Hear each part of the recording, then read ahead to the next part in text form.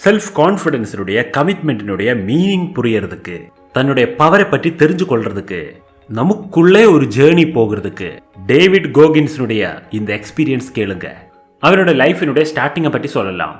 அவங்க சொல்லுது, navy சீலில் join பண்றதுக்கு 2 monthsக்குள்ள 50 கிலோகிராம் வெயிட் கம்மி பண்ணிடணும். அதுக்காக அவர் என்ன முடிவு எடுத்துட்டா தெரியுமா? நான் ஃபுட்டு ரொம்ப கம்மி பண்ண போறேன். நான் டே டைம்ல ஃபுல்லா தண்ணி குடிச்சிடுவான். ஒரு பைத்தியக்கார மாதிரி நான் ஒர்க் அவுட் பண்ணிடுவான். ஃபர்ஸ்ட் டேஸ்ல எல்லாம் நான் ரொம்ப எக்ஸைட்டடா தான் இருந்தது.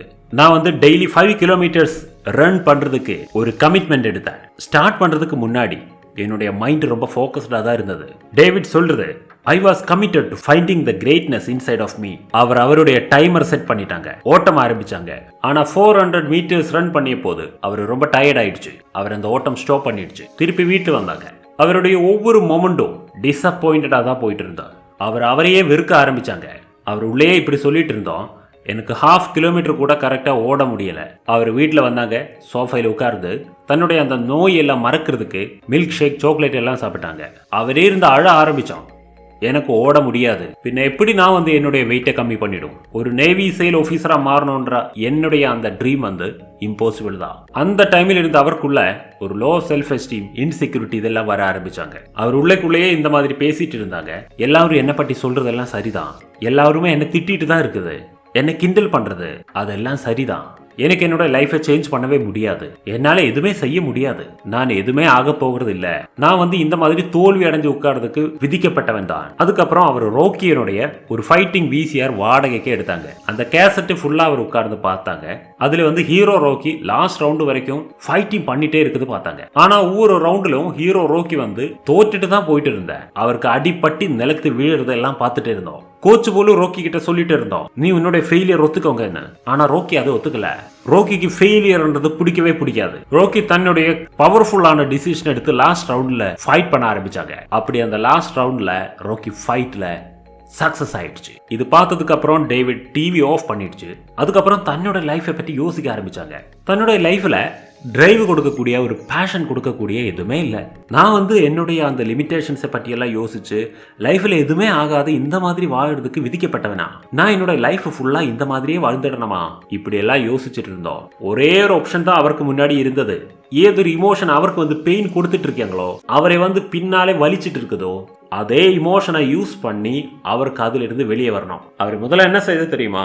அவருடைய அந்த மில்க் ஷேக் பாட்டில்ஸ் எல்லாமே எடுத்து டஸ்ட்பின்ல போட்டாங்க. அதுக்கப்புறம் ஷூஸ் எடுத்து காலில் கட்டிட்டோம். மறுபடியும் ரன்னிங் ஸ்டார்ட் பண்ணிடுச்சு. கொஞ்சம் டைம் முடிஞ்ச போது அவருடைய கால் எல்லாம் ரொம்ப பெயின் ஆரம்பிச்சாங்க.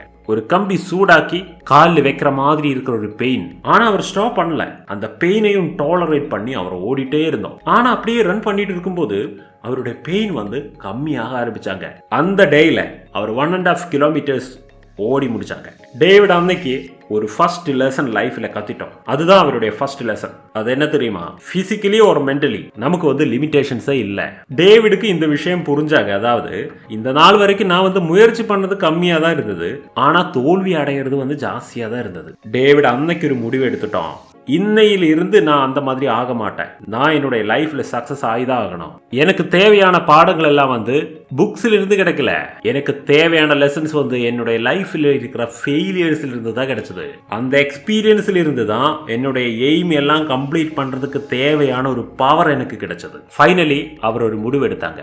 எவ்வளவு கஷ்டம் எல்லாம் சகிக்க வேண்டியதா இருந்தாலும், என்னுடைய டைஸ் எல்லாம் எவ்வளவு மோசமா இருந்தாலும், கடைசியில் என்னுடைய சக்சஸ் டே வந்துடும். அது ஏன்னா என்னுடைய லட்சியம் பெரியதுதான். அவர் ஒரு விஷயம் தெரிஞ்சாங்க. அதாவது ஃபர்ஸ்ட் டேல ரன் பண்ணிய போதே அவர் இது முடிவு பண்ணிட்டோம், இனிமே எனக்கு வரக்கூடிய ஒவ்வொரு டேயும் கஷ்டமா தான் இருக்கும்.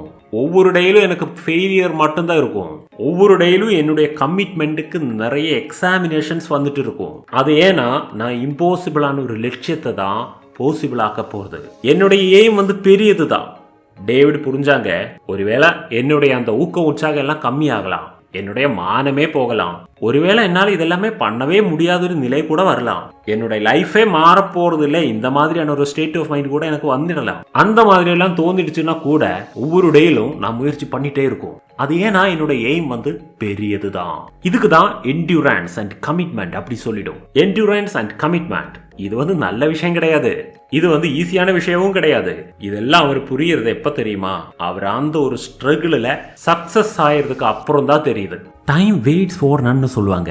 நம்ம வேலையை பொறுத்தவரை time is money and growth. இது நம்ம கரெக்டா புரிஞ்சுக்கணும். அதாவது நம்ம லைஃப் எப்படி இருக்கணும்ன்றது நம்ம டைம் எப்படி நாம யூஸ் பண்றது அதை பொறுத்த வரைக்கும் தான் இருக்கு. நீங்க ஏதாவது ஒரு வேலை பண்ணும்போது ஃபோக்கஸ் இல்லாம மைண்ட் அங்கே இங்கெல்லாம் சுற்றி உங்க டைம் வீணா போகுதுன்னா உங்க லைஃபே வீணா போகுதுன்னு தான் அதனுடைய சாரம். அதனால லைஃபை வீணாக்கிடாதுங்க. டைமை கரெக்டா யூஸ் செய்து சக்சஸ் அடையுங்க. அதுக்காக உங்களுக்கு ஹெல்ப் பண்ணி கொடுக்கக்கூடிய ஒரு புக்கை பற்றி நான் சொல்றேன். அதுதான் ஈட் தட் ஃப்ராக் அப்படின்ற புக். ஆமா, இது இங்கிலீஷ் புக்கு தான். ஆனால் நம்ம குக்கு எஃப்எம் இருக்குல்ல, குக்கு எஃப்எம்ல இந்த மாதிரி புக்ஸினோட எல்லாம் audio book summaries and originals கிடைக்கும். நான் கூட அப்படிதான் இதை படித்தேன். குக்கு எஃப்எம் இந்த மந்தில் உங்களுக்காக 50% மந்த்லி சப்ஸ்கிரிப்ஷன் டிஸ்கவுண்ட் கொடுக்குறாங்க.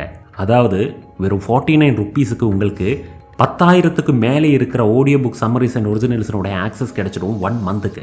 ஆனால் இந்த ஆஃபர் உங்களுக்கு கிடைக்கணும்னா நீங்கள் இந்த அக்ஷய் 50 அப்படின்ற கூப்பன் கோடு யூஸ் பண்ணிடணும். குக்கு எஃப்எம்ல நிறைய ஆடியோஸ் மட்டும் இல்லாமல் நிறைய ஃபீச்சர்ஸ் கூட இருக்கு. உங்களுக்கு வேணும்னா ஒரு ஆடியோ புக் கேட்டுட்டு இருக்கும்போது நோட்ஸ் எடுத்துக்கலாம், ஸ்பீடை அட்ஜஸ்ட் பண்ணிக்கலாம், ஸ்லீப் மோடில் எவ்வளவு நேரம் கேட்கணுன்றது கூட ஃபிக்ஸ் பண்ணிக்கலாம். இந்த மாதிரி ஃபீச்சர்ஸ் கூட இருக்கு. நீங்க என்ன பண்ணணும்னா குக்கு எஃப்எம்னோட லிங்க் அண்ட் டீடைல்ஸ் டிஸ்கிரிப்ஷன் பாக்ஸ்லும் பின் கமெண்ட்ல கொடுத்துருக்கு. நீங்க அதை செக் பண்ணுங்க. இப்போவே சப்ஸ்கிரைப் பண்ணுங்க. இது உங்களோட லைஃபுக்காக நீங்க பண்ணக்கூடிய ஒரு பெரிய ஸ்டெப் தான். அப்புறம் வீடியோக்கு திருப்பி வாங்க. அவரோட 3rd லெசன் என்ன தெரியுமா? மோசமான டேஸ் தான் நமக்கெல்லாம் சக்சஸ்னுடைய பாடங்கள் சொல்லி கொடுக்குது.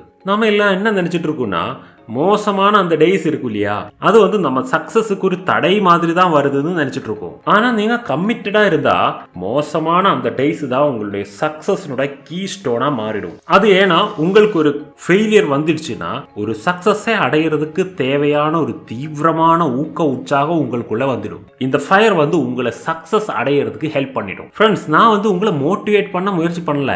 ஆனா உங்களுக்குள்ள இந்த ஒரு அவேர்னஸ் கிரியேட் பண்றதுக்கு நான் முயற்சி பண்ணிட்டு இருக்கு. உங்களுக்கு உங்க மேலேயே ஒரு டவுட் வருதுன்னா நான் சரியில்லை இந்த மாதிரி உங்களுக்கே தோணிட்டு இருக்குன்னா நீங்க அதை பயந்துடாதுங்க. இது வந்து என்டியூரன்ஸினுடையும் கமிட்மெண்டினுடையும் லட்சணங்கள் தான். இதை நீங்க யூஸ் பண்ண மட்டும் தெரிஞ்சா போதும். டேவிட் சொல்றது என்ன தெரியுமா? நான் 2 விஷயங்கள் ஸ்டார்ட் பண்ணிடுச்சு. நான் என்னுடைய இமோஷன்ஸை ஃபிளிப் பண்ண ஆரம்பிச்சாங்க. அதுதான் என்னுடைய 4வது லெசன், ஃபிளிப் த இமோஷன்.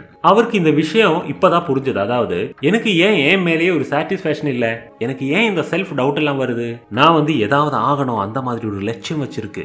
அதனாலதான் என்னோட லைஃபுக்கு ஒரு மிஷன் இருக்கு. அதனால எனக்கு வந்து இந்த மாதிரியான பெயின் கூட இருக்கும்.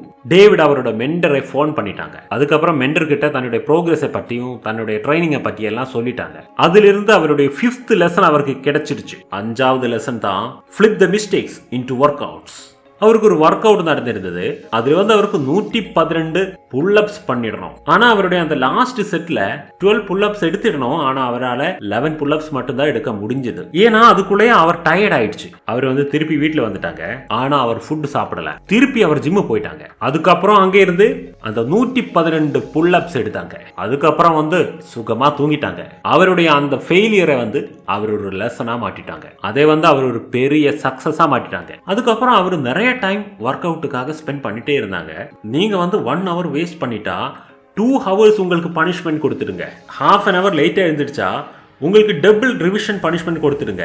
உங்கள் கையிலிருந்து ஏதாவது ஒரு தவறு நடந்துடுச்சா நீங்க அதுக்கு பதிலாக அது நிறைய வாட்டி பண்ணிடுங்க. கமிட்மெண்ட்ஸை பற்றியும் என்டூரன்ஸை பற்றியும் யோசிக்கும் போது ஒரு கோட் ஞாபகம் வருது. சுவாமி விவேகானந்தா சொல்லியதுதான், வார்னுடைய அந்த லேண்ட் வந்து பெரியதா தான் இருக்கும். ஆனா ஒரே நிமிஷத்துல அது எல்லாமே அடைய முடியாது. இன்ச்சா தான் அது நேடிடணும். Inch by inch we will gain ground.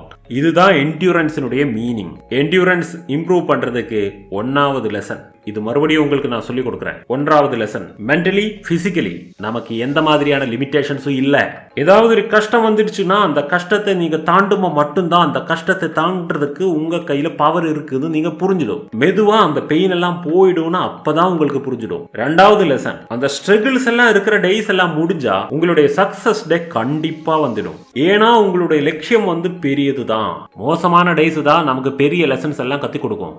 ஏன்னா நீங்க கரெக்டா கமிட்டடா இருக்குன்னா உங்களுக்கு அந்த ஃபெயிலியர்ஸ்னுடைய டேஸ் வந்து ஒரு சக்சஸ்க்கு தேவையான ஊக்க உற்சாகத்தை கொடுத்துடும். 4வது லெசன் ஃபிளிப் த இமோஷன். உங்களை பின்னாடி வலிக்கக்கூடிய ஏதாவது ஒரு பாவனை, ஏதாவது ஒரு இமோஷன், ஏதாவது ஒரு ஃபீலிங் அந்த மாதிரி ஏதாவது உங்களுக்குள்ள இருக்குன்னா அதை யூஸ் பண்ணி அதிலிருந்து வெளியே வரணும். அந்த ஒரு இமோஷனை நீங்க கியூட் பண்ணலைன்னா உங்க லைஃப்ல என்ன ஒரு நிலை வரப்போகுதுன்றதை பற்றி உங்களையே நீங்க எப்பவுமே அவேரா வச்சிடுங்க. அதிலிருந்து ஒரு எனர்ஜி உருவாக்கிடுங்க. அதை யூஸ் பண்ணி success அடையுங்க. 5th lesson, flip the mistakes into workout. தன்னுடைய மிஸ்டேக்ஸை பற்றி புரிஞ்சு ஜாஸ்தி எஃபர்ட் பண்ணிடுங்க. உங்களுக்கு நீங்களே சரியில்லைன்னு தோணுதுன்னா நீங்க உங்களுடைய மென்டல் பவரையும் உங்களுடைய வில் பவரையும் வீணாக்குதுன்னு தான் சாரம். அதனால தன்னைய பற்றி பெரிய ட்ரீம்ஸ் எல்லாம் பார்த்துட்டே இருங்க. ஃப்ரெண்ட்ஸ், உங்களுக்கு இந்த வீடியோ ரொம்ப பிடிச்சிருந்துன்னு நினைக்கிறேன். உங்களுடைய சக்சஸ் ஜேர்னி ஒரு ஹோல்ஸ் பவர்ல பவர்ஃபுல்லா முன்னாடி போயிட்டே இருக்கணும். நீங்க தோல்வி அடையாத சக்சஸ் அடையக்கூடிய பர்சனா மாறிடணும். அதுக்கு தேவையான பவர் உங்களுக்குள்ளே இருக்கு. இன்னொரு வீடியோவில் பார்க்கலாம். பாய்.